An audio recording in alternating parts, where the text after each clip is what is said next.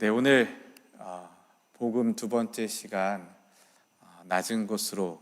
근데 우리 지난 한 주간 읽었던 말씀들 중에서 누가복음 2장 7절 딱 한 절의 말씀입니다. 우리 한 절의 말씀 같이 읽어보겠습니다. 시작. 마리아는 마구간에서 첫 아들을 낳아 포대기에 싸서 구유에 눕혀 두었습니다. 그것은 여간에 이들이 들어갈 빈 방이 없었기 때문입니다. 아멘. 딴 얘기 먼저 하고 이어가자면, 오늘 부른 찬양들 중에 찬양팀에서 이번 주 부를 찬양이 뭡니다 이렇게 올려주거든요. 근데 제가 첫 번째 부른 두 곡 중에 첫 번째 부른 곡을 보니까 모르는 곡이더라고요. 모르는 곡이어서 어제 설교 준비를 하면서 계속 루프 걸어서 한 1시간 넘게 이 노래를 찬양을 계속 틀어놨어요. 계속 이렇게 들었는데, 오늘 예배에서 부르는 찬양을 보면서 어제 들었던 것보다 더 잘한다라는 생각을 했습니다. 함께 찬양하는 사람들의 그 마음, 또 그 표정, 또 그 진심이 느껴져서 정말 좋았습니다. 고맙습니다. 늘 함께 해주셔서 고맙고요. 오늘 말씀, 누가복음 잘 읽고 계시죠? 누가복음은 마가복음보다 조금 한 장 한 장 안에 있는 절수가 많아요. 분량이 많아서 매일 한 장씩 읽어가시는 게 마가복음 때보다는 조금 더 많겠지만, 그래도 원어도 잘하고 있다고 제가 들었습니다. 원어 잘하고 있다고 하니까 뒤에서 의연이가 고개를 이렇게 끄덕끄덕 마치 아빠인 것 마냥 이렇게 하고 있는데, 둘이 동갑이죠. 열심히 하고 있다는 거 들어서 고맙습니다. 오늘 말씀 함께 살펴보기 원하는데요, 호적이란 말을 아세요? 이런 단어 알고. 윤성이도 호적이란 단어를 알아? 알고. 한국에서 호재는 알아? 모르지? 가족 이렇게 패밀리 트리 같은 비슷한 그런 거예요. 호재도 알아. 그럼 다 아는 거야. 그러면 다 아는 거야. 유민이도 알지? 그럼 다 알아요. 설마 의연이가 모를까? 알아. 겁나 잘한대. 호적이 뭐야? 호적을 따라서 가족이 맞아요. 호적. 그 옛날에는, 지금은 아이가 태어나면 출생신고를 하고, 한국은 지금도 있는지 모르겠는데, 제가 한국을 떠나온 게, 한국에서 미국으로 온 게 2008년이죠? 2008년 맞아요? 2008년 4월에 이제 처음 한국을 떠나서 미국으로, LA로 왔는데, 그 전까지만 해도 뭐가 있었냐면, 지금은 모르겠어요. 한국이 어떻게 바뀌었는지. 그 동네에서 동네로 옮기면 이사했다고 신고를 해야 돼요. 그 전입 전출 그럴 거예요. 그래서 이사했으면 이사 나가는 곳에서, 이사 들어오는 곳에서 한 군데서만 신고하면 이 동네에서 이 사람 나갔다, 이 동네에서 이 사람 들어왔다, 이렇게 그런 것도 신고하는데, 제가 현재 영주권자거든요. 영주권을 2012년에 받아서 지금까지 계속 영주권으로 살고 있는데, 영주권자들은 이사를 하면 신고해야 돼요. 미국에다가 신고해서 내가 주소지로 옮겼습니다라고 계속 신고를 하는데, 그냥 다른 비자거나 시민권자들은 신고하는 게 따로 없는 걸로 알고 있어요. 호재야 뭐 있니? 이사하면 신고하는 거? 없지. 이사를 안 해봐서 잘 모르겠구나. 이사해본 사람, 예린이는 있니? 다른 비자로 왔을 때 이사하면 뭐 신고해야 되는 거 있니? 신고해야 돼? 그럼 채린이도 신고해야 돼? 안 해? 넌 안 해? 얘는 하고 넌 안 하고? 일을 하니까. 오케이. 신고를 해야 되는 사람도 있고 안 해야 되는 사람도 있는데, 한국은 다 신고해요. 근데 그 예수님 당시에 아우구스도 황제, 아우구스토스라고 하긴 하는데, 아우구스도 황제, 예루살렘, 이스라엘은 로마의 지배를 받고 있던 때예요. 로마라는 나라가 많은 나라들을, 로마가 이제 제국이었고 엠파이어여서 많은 나라들을 다스리고 지배하고 있던 때에, 그 중에 하나의 작은 나라 중에 하나가 이스라엘인데, 이스라엘을 다스리고 있던 그 로마의 황제가 칙령을 내려서 오더를 내려서 온 나라가 호적을 등록해라. 이 말은 뭐냐면 누가 태어났고 누가 죽었는지 이런 출생 신고도 하고 누가 살고 있는지 어디 살고 있는지 전입 전출 신고도 하고 뭐 이런 거를 다 신고하라는 거예요. 왜 할까요? 로마가 그걸 왜 시켰을까요? 이유는 아주 심플해요. 세금을 더 많이 걷기 위해서. 사람이 등록되어 있으면 세금을 걷어야 되거든요. 근데 시간이 한참 지나면 누가 막 태어나고 막 자라고 막 있는데 신고를 안 하면 몇 명인지, 예를 들면 결혼해서 둘밖에 없었는데 애를 셋 낳고 넷 낳고 우리 성전사님처럼 8을 낳고 막 그러면 8명 신고를 해야 되는데 신고를 안 하면 8명치 그 세금을 안 내는 거잖아요. 그래서 세금을 더 많이 걷게 하기 위해서 호적을 등록하라라고 하여서 이제 호적 등록을 하게 됐습니다. 호적 등록, 이 가족 등록 이런 거 하면 항상 저희 애들이, 저는 참 재밌거든요. 저 혼자 재밌는 건데, 저희 집에 아이가 셋이 있잖아요. 첫째가 다윗, 그다음에 에스더, 바울, 이렇게 3명이 있는데 다윗은 메이드 인 코리아입니다. 한국에서 만들어서 한국에서 났어요. 에스더는 메이드 인 코리아 프로덕트 오브 USA. 한국에서 임신을 해서 7개월, 6개월 반, 7개월 때 미국 와서 미국에서 낳았어요. LA에서. 그래서 그렇게 되고요. 바울이는 메이드 인 USA. 여기서 태어났어요. 만들고 여기서 태어나고. 그래서 저희 애들 셋이 다 달라요. 한국에서 태어나서 한국에서 15개월 때 건너온 다윗이 있고, 그다음에 한국에서, 그다음에 미국에서 양쪽에 걸쳐 있는 에스더가 있고, 여기에서 있는 바울이가 있고, 셋이 있는데, 그러다 보니까 에스더랑 바울이는 한국에 호적 등록이 안 돼 있어요. 이름이 안 올라가 있어요. 출생신고를 아예 안 했어요, 제가. 한국에다가. 뭐 일단 여기 시민권자이고 본인이 만약에 한국에서 살아야 되거나 뭐가 필요했으면 지가 하면 되지. 지가 뭐 나중에 벌금 내고 하면 되지 하고 제가 아예 신고를 안 했고, 다윗이는 이미 거기서 출생신고가 돼 있고 뭐 그렇습니다. 그래서 한국 가면 저희 식구는 3명이에요. 저랑 와이프랑 첫째. 미국 오면 5명이에요. 이렇게 그래요. 그렇게 호적을 하게 되는데, 이제 호적을 하기 위해서 각자 어디서 호적을 하라고 그러냐면 고향에서 호적을 등록하라는 거예요. 자기네 동네에서 하는 게 아니라 전부 다 고향에 가서 하라라고 하게 되어 있는데, 그래서 이제 요셉과 마리아, 예수님의 아빠 엄마 이름이 요셉과 마리아예요. 요셉과 마리아, 그 요셉도 다윗 가문의 자손이었으므로 갈릴리 나사렛을 떠나서 유대 지방에 있는 다윗의 마을 베들레헴이라고 불려지는 그 고향으로 가야만 했습니다. 고향으로 가야만 했어요. 얼마나 걸렸을까요? 여러분, 나사렛에서 베들레헴까지 거리가 얼마나 될까요? 혹시 이거 아시는 분 계시나요? 제가 열심히 뒤져보고 찾아봤는데 예수님 시대의 2000년 전에 그 시대의 지도를 못 구하겠는 거야. 그 시대 지도가 없었을 수도 있고요. 못 구하겠어가지고 구글에다가 그냥 쳐봤어요. 그랬더니 보일라나 모르겠네. 나사렛에서 베들레헴까지 이렇게 지도가 이어지고요.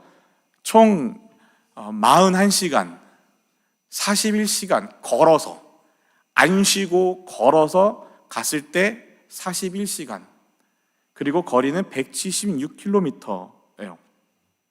근데 왜 이렇게 직선으로 안 오고 이렇게 삥 돌아갔냐면, 당시에 유대인들은 사마리아 사람들과 서로 상종을 안 하고 인사도 안 하고 마주치기도 싫어하고 사마리아 사람들이 사는 동네 그 땅을 밟기도 싫어했어요.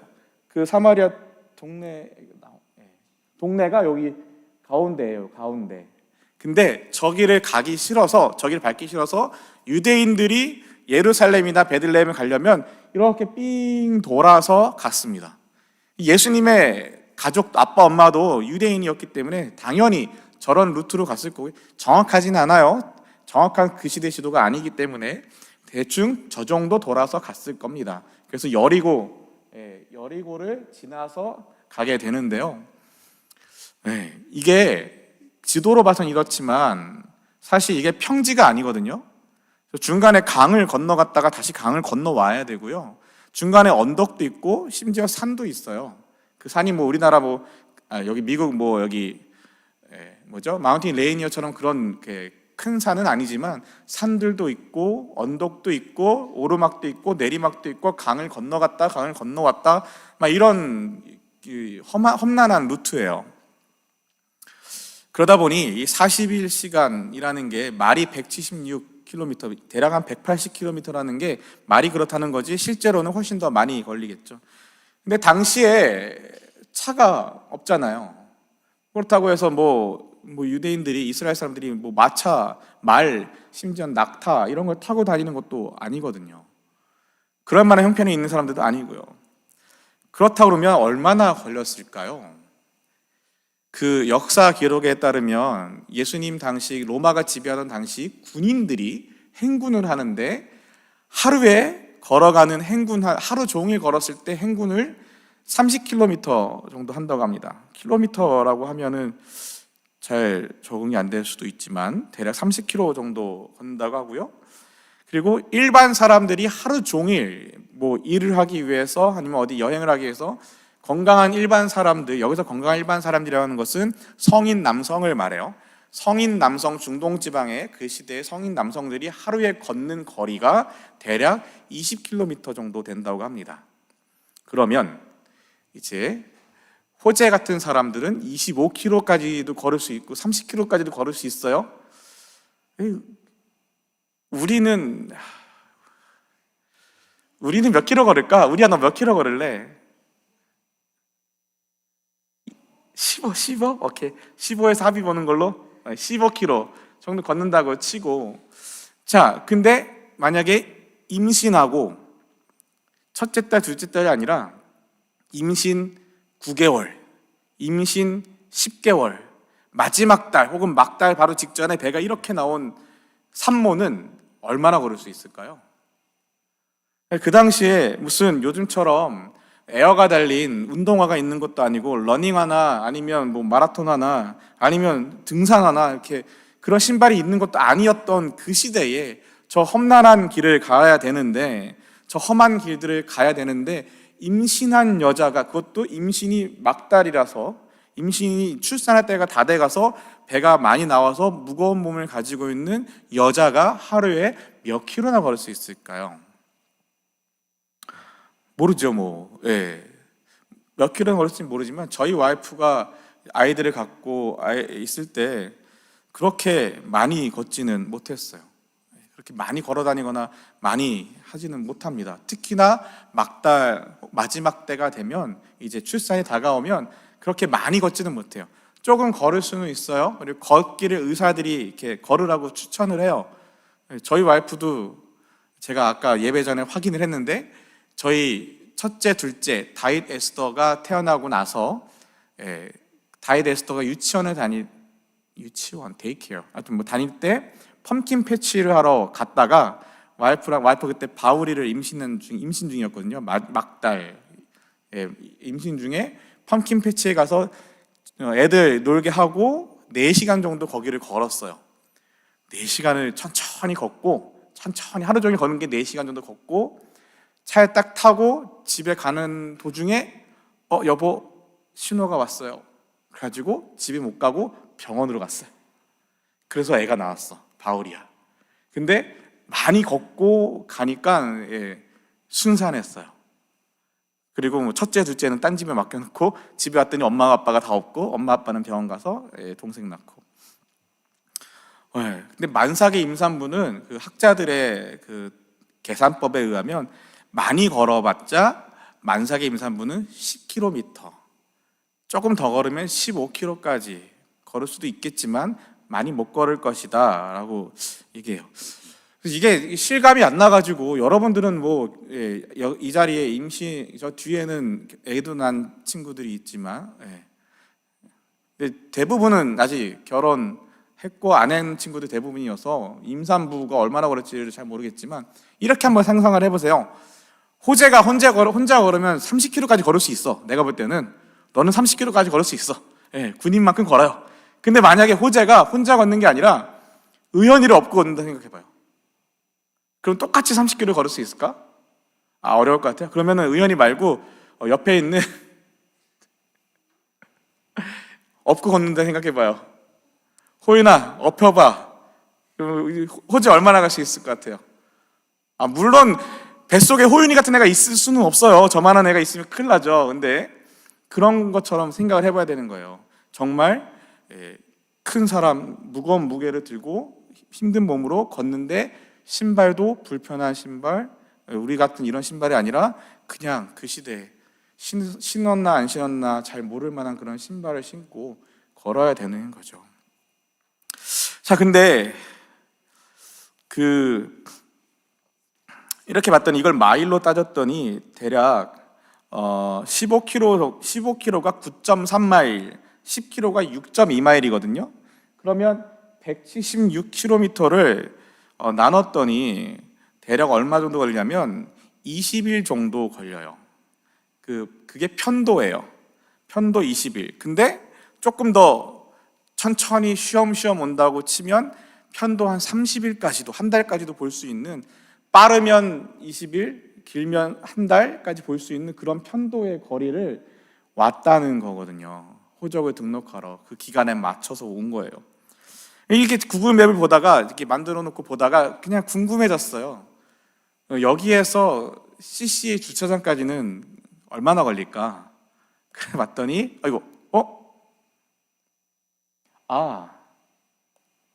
업데이트가 안 돼 있군요.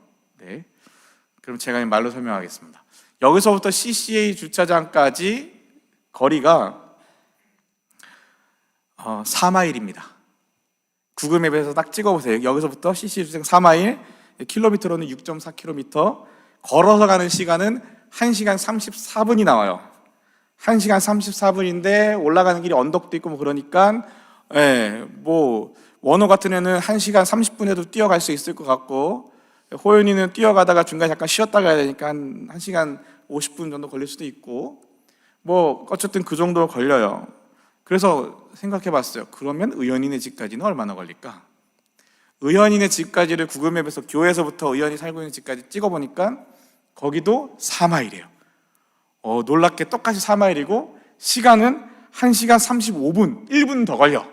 1분 더 걸려. 1시간 35분인데 근데 CCA보다 언덕이 더 짧아요. 언덕에 올라가는 게 더 짧기 때문에 충분히 아무리 오래 걸려도 2시간 안에는 CCA든 의연이네 집이든 갈 수 있겠구나.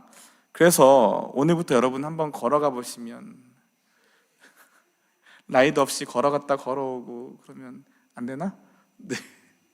아니, 마리아는 한 달을 걸어왔다고, 임신한 채로 20일 이상 걸어왔다니까요. 그것도 되게 불편한 신발 신고. 여러분 신발도 좋잖아요. 네, 한번 걸어가 보시면. 네. 어때? 예린, 좋지. 의연이 그냥 걸어가라 그러고. 우리도 걸어가야 된다? 너 10km는 갈 수 있다며. 여기 6.4km밖에 안 돼. 15km 갈 수 있다 그랬잖아. 너 15km 3분의 1밖에 안 돼. 그렇습니다. 아무튼 그랬는데요.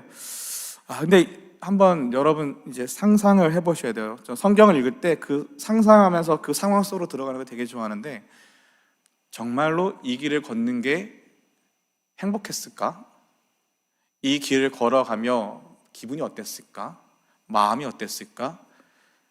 조마조마하지 않았을까요? 저는 그랬을 것 같아요. 마리아의 그 당시 나이가 몇 살이었을 것 같아요? 정확한 나이는 어디에도 기록이 없어요. 근데 대략의 그 중동 지방의 2000년 전 중동 지방의 여자가 결혼하고 첫 아이를 낳을 보통의 평균적인 나이대가 있어요. 몇 살일 것 같으세요? 채린이 몇 살? 너 말이야. 너 몇 살이냐고. 21살이에요? 19살이에요? 19살, 21살 갑자기 왔다 갔다 하는데, 그 당시에 중동 지방에서 여자가 결혼하고 첫 아이를 낳는 보통의 평균적인 나이가 낮게 잡으면 13살, 많이 잡으면 23살. 평균적으로 16살에서 21살 그 사이, 10대 후반에서 20대 초반이면 그 당시 여자들은 결혼해서 아이를 낳습니다. 체린이는 이미 애엄마가 되어 있어. 양쪽에 다 애엄마 아줌마들이에요. 그러면 이제 왜 그러냐면 당시에는 사람의 평균 수명이 40, 50, 길어야 60, 50이 안 되는 게 평균 수명이었어요. 50대면 거의 다 이제 할아버지처럼 취급을 받았던 시대이기 때문에 20살 되기 전에 여자들은 다 하고요. 요셉의 나이에 대해서는 학설이 되게 많아요. 어떤 학설에서는 요셉의 나이가 50대 이혼, 50대 싱글 파더, 호랍이었다라는 설도 있고요. 아니다, 20대 초반에 비슷한 나이대의 어린 청년이었다라는 이야기도 있고, 여러 가지 이야기 좀 성경에 나와 있지 않기 때문에 알 수 없지만 제가 믿는 신학과 신앙 속에서는 비슷한 나이의 젊은 총각이었을 것으로 믿습니다. 그러니 정말 이 젊은 혹은 어린 우리 의연이랑 비슷한 나이에 임신한 여자, 그리고 의연이와 비슷한 나이의 그 남자가 이 길을 걸어가며 무슨 이야기를 했고, 이 한 달 가까이 되는 이 험한 길을 걸어서 가면서 얼마나 두려웠을까요? 아직 아이를 낳아본 적이 없잖아요. 근데 걷다 보면 힘들고, 걷다 보면 아이가 돌기도 하고, 걷다 보면 아이가 나올까봐 걱정스럽기도 하고 힘들지 않았을까요? 걱정도 되고 두렵기도 하고, 이러다가 길거리에서 애를 낳으면 어떡하지? 가지도 못하고 오지도 못하고 어떡하지? 배고프기도 하고요, 지치기도 하고요, 참 많이 힘들었을 것 같습니다. 마리아가 그때 임신 중이었는데요, 베들레헴에 있는 동안 아기를 낳을 때가 있어요. 감사하게도 그 긴 시간을 그 무거운 몸을 이끌고 가는 동안 다행히 아이를 낳지 않았고요, 베들레헴에 도착을 했어요. 20일 이상 거의 한 달 가까이 매일매일 걸어서 지친 그 길을 걸어가면서 뭐가 있겠어요? 뭐 지금처럼 가는 길에 무슨 패스트푸드가 있는 것도 아니고, 뭐 음식점이 있는 것도 아니고, 뭐 지금처럼 잘 돼 있는 게 아닐 거 아니에요. 그러면 마른 음식 싸가지고 다니면서 먹기도 하고, 가다가 마을에 들려서 간단하게 요기를 때우기도 하겠지만 그 긴 시간 동안 얼마나 힘들었겠어요. 다행히 아이를 낳지 않아서요, 베들레헴까지 도착을 했고, 거기서 아이를 낳아야 하는데, 문제는 아이를 낳아야 하는데 아이를 낳을 장소가 없는 거예요. 아이를 낳을 장소만 없는 게 아니라 그 사람들이 누울 방이 없었어요. 마구간에서 낳았어요. 그래서요, 마구간, 첫 아들을 낳아 포대기에 싸서 구유에 눕혀 두었습니다. 아이를 낳았어요. 근데 성경 어디에도, 물론 학자들에 따르면 있었을 것이다 라고 하지만, 출산을 도와주는 사람, 산파가 있었는지, 아니면 그 모든 과정들을 도와주는 사람들이 있었는지에 대한 기록이 없어요. 근데 아이를 낳은 장소가 마구간이래요. 여러분은 어디서 태어나셨어요? 혹시 이 중에 집에서 태어난 사람, 나는 엄마가 나를 집에서 낳았다, 없어요? 병원에서 태어난 사람, 병원, 다 병원에서 태어났어요? 혹시 나는 집이나 병원 말고 나는 좀 특별한 곳에서 태어났다, 있어요? 출생의 비밀이라 말을 못 해주나? 네. 근데 보통 마구간에서 태어나진 않을 거 아니에요. 근데 여러분, 마구간 하면 어떤 모습이 그려지세요? 보통 우리가 마구간 하면 옛날 조선 시대의 그런 외양간, 이런 느낌을 받을 수가 있거든요. 근데 예수님 당시에 그 중동 지방에는 그 외양간이든 마구간이든, 마구간으로 한글에서 번역이 되어 있지만 마구간이든 외양간이든 이게 가축을 기르는 공간이라는 의미인데, 이곳이 모양이 어떻게 생겼냐면 이렇게 생겼습니다. 화면 왼쪽에 있는 건 조금 그래도 어느 정도 사는 사람들 집 모양이고, 오른쪽은 가난한 사람들이 사는 집 모양인데, 뭐가 차이가 있냐면, 잘 모를 수 있겠지만 왼쪽은 그냥 나무와 흙이나 이런 걸로, 진흙이나 이런 걸로 집을 다 짓는 거예요. 집을 다 지어서 1층이나 아니면 그보다 좀 더 아래쪽은, 어쨌든 그 집의 가장 아래쪽은 가축을 거기다가 키워요. 뭐 양이 됐든, 왜냐하면 그 당시에는 늘 제사를 드리니까 양도 키워야 되고 염소도 키워야 되고, 뭐 소도 키워야 되고, 뭐 이런 식의 가축들, 닭나기도 키우고 나기도 키우고 여러 가지 가축들을 맨 아래층에 키우고 그 위층에다가 사람이 사는 방을 만들어요. 방을 보통 몇 개를 만드냐면 평균적으로 4개를 만들어요. 그래서 포럼 시스템이라고 하는데 이 4개의 방을 칸막이도 만들고 해가지고 2층에다가 사람들이 살고 1층에 가축을 키워요. 그 사막 기후에서 1층에 가축들을 키우면서 그 가축들이 내는 열 이런 것들을 통해서 2층의 보온을 하는 그런 시스템이었습니다. 근데 이건 그래도 그나마 좀 사는 집들이고요. 오른쪽에 조금 어려운 집, 가난한 사람들, 형편이 어려운 대다수의 사람들은 그 당시에 예수님이 살던 그 중동 지역에는 그 동굴들이, 자연 동굴들이, 화강암 동굴이나 이런 자연 동굴들이 많아서 동굴 쪽을 이제 가축들이 사는 대로 해놓고 동굴에다 위쪽에다가 조금 더 지어가지고 그 위에만큼만 지어서 거기 사람이 사는 거예요. 그리고 계단을 만들기도 하고요. 그래서 밑에는 어느 이 모양이든 저 모양이든 밑에는 동물들, 가축들, 소든 양이든 염소든 낙이든 뭐 이런 가축들, 개나 고양이도 있었겠죠. 그런 가축들이 자라는 곳, 사는 곳, 그 위에가 이제 사람이 사는 곳. 동굴 위에다가 방을 만들면 되는 거니까 바닥 공사를 안 해도 되잖아요. 그러니까 1층 벽 공사도 안 해도 되고 요만큼 테두리만 만들면 되니까 조금 형편이 어려운 사람들은 테두리만 만들어서 동굴과 함께 살았어요. 동굴 속에서. 그래서 예수님 이스라엘의 예수님 탄생 교회라고 하는 그런 탄생 기념 교회라고 하는 곳도 있다고 하는데 저는 못 가봤지만 영상으로 봤는데 교회 안에 딱 들어가면 없어요. 예수님 탄생하신 곳이. 근데 그 안에 들어가서 지하로 들어가는 문을 열고 지하로 내려가면 그 밑에 동굴이 있는데 거기가 예수님 탄생하신 곳일 것이다 라고 기념하면서 하고 있어요. 그래서 예수님이 태어나신 곳은 학자들이 인정하는 일반적인 것은 우리가 생각하는 그런 조선시대 외양간이 아니라 이런 오른쪽에 있는 좀 가난한 집에 1층 가축들이 머무는 곳, 그곳이다라고 이야기를 합니다. 어찌됐든 별로 중요한 건 아니지만 마국간이든 외양간이든 그 시대의 문화가, 그 시대의 건축 문화가 저랬습니다.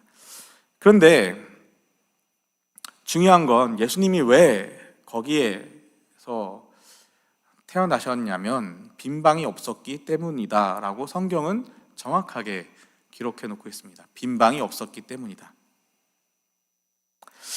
예수님의 아버지의 직업이 뭘까요? 예수님 아버지 요셉의 직업이 뭐죠? 예원아, 요셉의 직업이 뭐지? 목수예요. 목수. 나무로 뭔가를 만드는 사람. 근데 당시에 나무는 굉장히 귀한 거였어요. 그래서 사실은 목수는 굉장히 귀한 직업입니다. 귀한 재료로 만드는, 사막 지역에서 나무는 구하기 어려운 재료고 그 나무로 뭔가를 만든다는 건 사실은 귀한 직업인데 문제는 로마의 지배를 받고 있잖아요. 로마의 지배를 받고 있는 그 상황에서는 마치 조선이 일본의 지배를 받고 있던 그런 상황에서는 누가 제일 잘 나가는 사람이냐면 로마 편에 붙어가지고 로마의 요구를 들어주며 사는 사람들이 소위 속된 말로 매국노들이 제일 잘 살고 잘 먹고 잘 살아요. 조선시대 때도 일제시대 때도 조선이 일본의 침략을 당해서 일본에게 지배를 당할 때도 매국노들이 제일 많은 돈과 땅과 이런 것들을 가지고 살았잖아요. 비록 동족들한테는 욕을 먹고 했을지라도 마찬가지였어요. 세리마테도 당시엔 매국노였거든요. 세리마테도 자기 민족들한테 돈을 뜯어서 로마의 세금을 바치는 사람이었기 때문에 겁나 잘 살았어요. 근데 요셉은 이렇게 몸을 쓰는 사람들은 그런 지배를 받는 시대에는 노예나 하는 노예 같은 취급을 받는 사람들이었어요. 그리고 돈을 많이 벌 수가 없어요. 가난한 사람이었어요. 그래서 목수라는 이야기를 딱 들으면 그 당시의 사람들에게는 가난한 사람, 되게 취급 못 받는 사람이 되는 거예요. 그러니까 돈이 있겠어요? 돈이 얼마나 있겠어요? 있어봤자 그 긴 시간을 걸어오는 동안 얼마나 힘들었을 것이며 얼마나 와이프가 지쳐있고 출산의 위기가 닥쳤는데도 방을 구하지 못했어요. 어떤 사람들은 얘기해요. 이게 그냥 단순히 명절이기 때문에 명절이 아니라 호적을 등록해야 되는 그런 때기 때문에 사람들이 다 몰렸기 때문에 방을 못 구했다. 방이 없다. 늦게 왔기 때문에 방이 없다. 당연한 것이다 라고 얘기를 하지만 요즘 세상도 그렇고 옛날 세상도 별로 다를 게 없거든요. 사람 사는 세상에서는 돈 있으면 못 구하겠습니까? 물론 당시에도 바가지 요금이 있었을 수 있어요. 여간에 사람을 머물게 하는 아까 이런 집들에서도 방 한 칸 내주면서 돈을 받았겠죠. 그 동네 사는 사람들은 방 한 칸 내주면서 돈을 받았을 겁니다. 그래서 여관처럼, 영어 성경에는 인이라고 번역되어 있는데 여관처럼 운영했을 겁니다. 빈방을 운영하고 했을 거예요. 근데 돈을 많이 주면 정말 못 구했겠냐고요. 돈이 있었으면 못 구했겠습니까? 근데 목수는 돈도 없고 힘도 없고 백도 없는 사람이에요. 돈도 없고 힘도 없고 백도 없다 보니 와이프가 애를 낳아야 되는데 방 한 칸을 못 구하는 겁니다. 지난 화요일날 이 말씀 누가복음 2장을 읽으면서 제 안에 막 화가 나기 시작하는 거예요. 화가 나요. 엄청 화가 났어요. 왜냐하면 하나님한테 따졌어요. 하나님의 아들이라면서요. 하나님 마리아에게 하나님이 메시아라고 그래서 너한테 보내는 거라고 하나님의 아들이라면서요. 메시아라면서요. 왜 하나님 책임을 안 지세요? 하나님 아들이는데 왜 책임 안 지시냐고요. 왜 낳을 곳도 없냐고요. 하나님이 보내신 하나님의 메시아, 하나님의 아들, 이스라엘을 구원할 메시아, 그리고 그것에 순종한 마리아, 그 순종한 요셉, 왜 하나님은 안 책임져 주시지 않는 거죠? 왜 하나님이 만삭에 하나님 보내셨으면, 뭐 돈이라도 좀 주시든가, 먹을 거라도 책임지시던가, 아니면 가는 길에 좀 안전하게 지켜주시던가, 아니면 그곳에 아기 낳을 공간이라도 좀 따뜻한 공간이라도 좀 마련해 주시던가, 책임을 줘줘야지. 왜 덜컥 애는 임신하게 해놓고 아무것도 책임을 안 지세요, 하나님? 제 안에 막 화가 나는 거예요. 막 화가 나요. 너무너무 화가 나는 거예요. 왜냐면 저희 와이프가 애 셋을 낳았던 기억도 있고, 또 우리 평안교회 안에 우리 장년부에도 지금 8년 동안 임신을 못하다가 겨우 임신해서 하나님의 은혜로 이제 출산을 앞두고 있는 자매도 있고, 여러 임신한 사람들의 얼굴들이 떠오르면서 하나님, 왜 하나님의 아들인데 책임을 안 지세요? 성령으로 임신했다면서요. 순종했잖아요. 그러면 책임져 줘야 되는 거 아닌가요? 하나님 앞에 헌신했잖아요. 하나님, 우리가 하나님 앞에 하나님 말씀대로 살겠습니다. 믿음대로 살겠습니다. 하나님 앞에 순종하며 살겠습니다. 헌신하고 소원하고 기도하고 하나님 앞에 맡겼으면 하나님 우리의 인생을 책임져 주셔야 되는 거 아니냐고요. 우리가 먹고 사는 거 책임져 주셔야 되는 거 아니냐고요. 우리가 살아가는 그 일상을 하나님 책임져 주셔야 되는 거 아니냐고요. 어떻게 아기 낳을 자리가 없어서 아기 낳을 방 하나 못 구해서 가축들 사이에서 애를 낳아야 되냐고요. 하나님, 그 냄새나는 그 가축들 우리 안에서 애를 낳아야 되냐고요.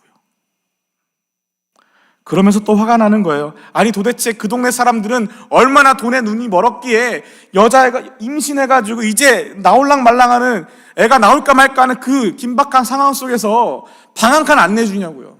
그 동네 사람들이 너무 미웠어요. 너무한 거 아니에요? 출생이 얼마 안 남았는데 그 돈 몇 푼 때문에 돈 낸 사람들 받고 돈 많이 낸 사람들한테 방 내주느라고 방 한 칸 내주지 못하냐고요. 정말 인정사정 없는, 인정머리 없는 사람들. 정말 방이 없으면 자기들 방이라도 하나 내주지. 출산해야 되는데, 애를 낳아야 되는데 너무나 그 동네 사람들이 미웠습니다. 마치 제가 요셉이 된 것처럼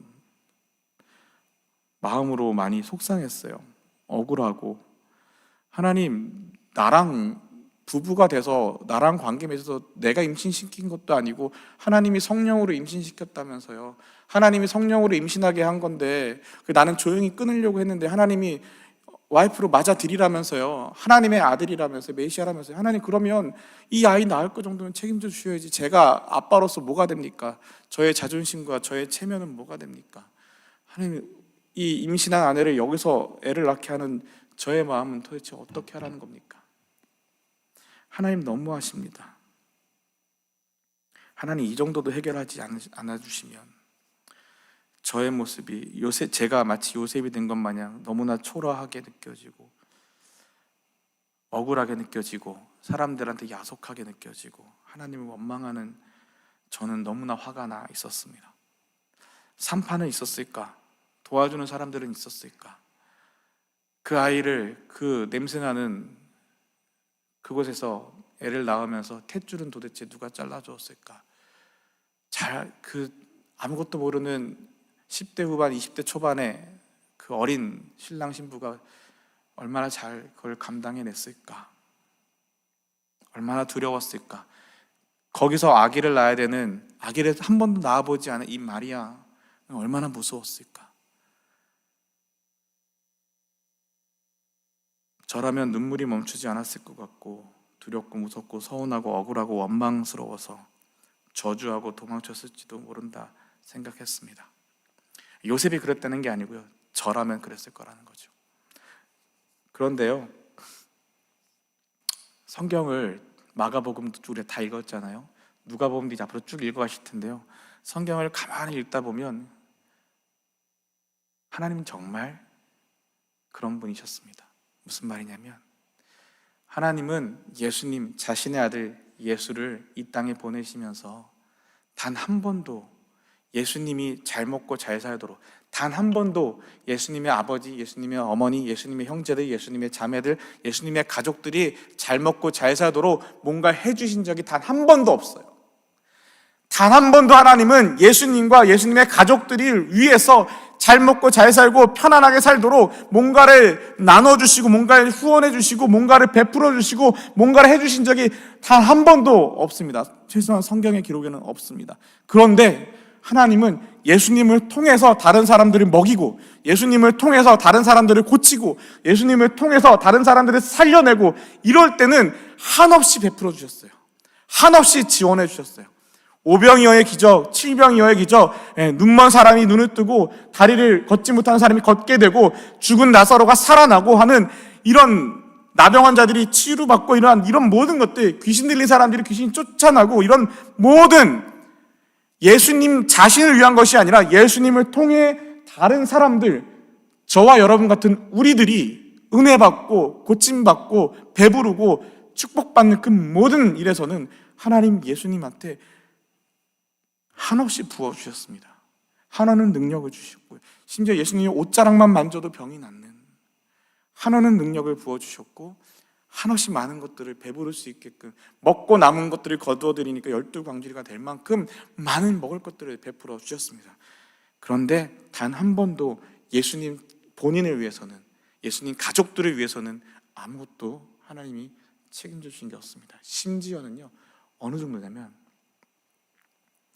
예수님이 십자가에서 죽으시는데 하나님, 예수님이 그 마지막 숨을 거두는 그 순간까지 하나님은 예수님을 외면하십니다.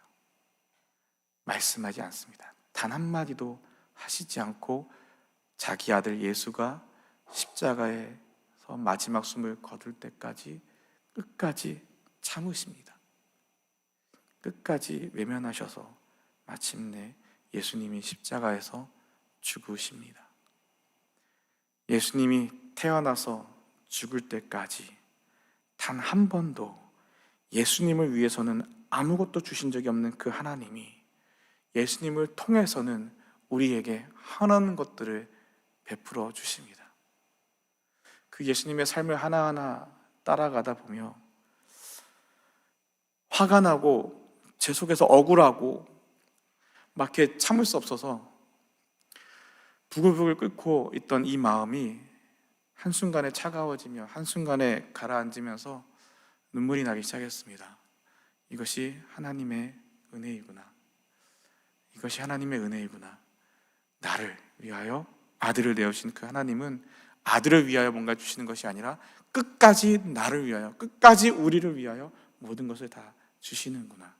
그러면서 동시에 나도 하나님을 위해 산다는 것은 나를 위해, 하나님, 내가 하나님 앞에 헌신했으니 나의 먹을 걸 책임져 주세요. 하나님, 내가 하나님 앞에 목사로 헌신했으니 나의 일상을 책임져 주세요.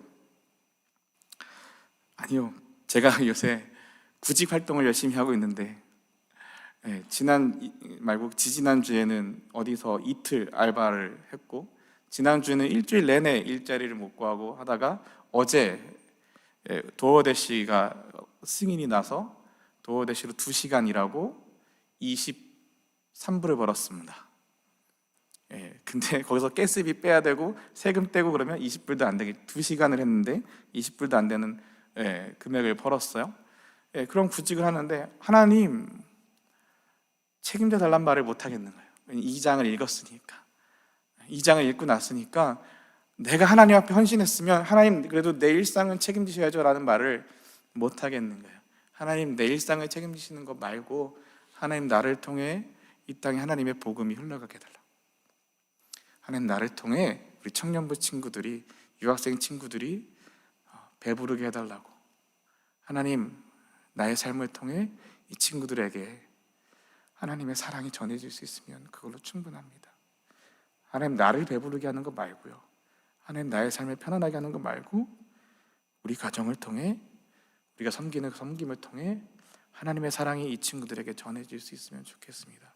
하나님 예수님에게는 아무것도 책임지시지 않았지만 예수님을 통해 우리에게 생명을 주시고 예수님을 통해 우리에게 은혜를 주시고 마침내 십자가에서 예수님을 통해 나에게 살아갈 수 있는 생명을 허락하신 것처럼 하나님 나를 통해, 우리 가정을 통해, 우리 청년부를 통해 우리 안에 있는 청년들이, 우리 밖에 있는 청년들이 하나님의 위로와 하나님의 회복과 하나님의 은혜와 사랑을 맛볼 수 있으면 좋겠습니다. 오늘 말씀을 준비하면서 여러분에게 도전하고 싶습니다. 하나님이 여러분의 일상을 책임지지 않는다 할지라도, 하나님이 여러분이 먹고 사는 걸 책임지지 않는다 할지라도 하나님 앞에 헌신할 수 있는 하나님의 사람들이면 좋겠습니다. 하나님이 여러분의 앞길을, 여러분의 직장을, 여러분의 진로를, 여러분의 파이널 테스트를, 여러분의 앞으로의 모든 것, 여러분의 결혼과 연애와 그 모든 것들을 하나님께서 책임지시지 않고 상관하지 않는다 할지라도 하나님 앞에 믿음으로 설 수 있는 여러분이면 좋겠습니다. 그래서 여러분 자신을 책임지시는 하나님이 아니라 여러분을 통해 이 땅의 사람들을, 여러분을 통해 복음이 없는 곳에 복음이 선포되기를, 여러분을 통해 위로가 필요한 사람들에게 위로가 전해지기를, 여러분을 통해 사랑이 필요한 사람들에게 사랑이 전달될 수 있기를, 여러분이 그런 통로의 삶을 살아가게 되기를 소망합니다. 통로는요 비어야만 돼요. 통로가 가득 차 있으면 통로가 그 역할을 못해요. 혈관에 콜레스테롤이 쌓여 있으면 혈관이 막혀요. 통로에 여러 가지 쓰레기들이 가득 붙어 있으면, 내 욕심, 내 욕망, 내가 갖고 싶은 것, 내 것들이 가득 붙어 있으면 축복이 흘러갈 수가 없거든요. 통로는 깨끗하게 비워져 있을 때 온전히 흘려보낼 수가 있습니다. 저와 여러분의 삶이 깨끗한 통로가 되어서 이 땅에 하나님의 복음을 흘려보낼 수 있는 정말 하나님의 축복의 사람들이 되기를 소망합니다. 우리 시간 같이 찬양할 텐데요,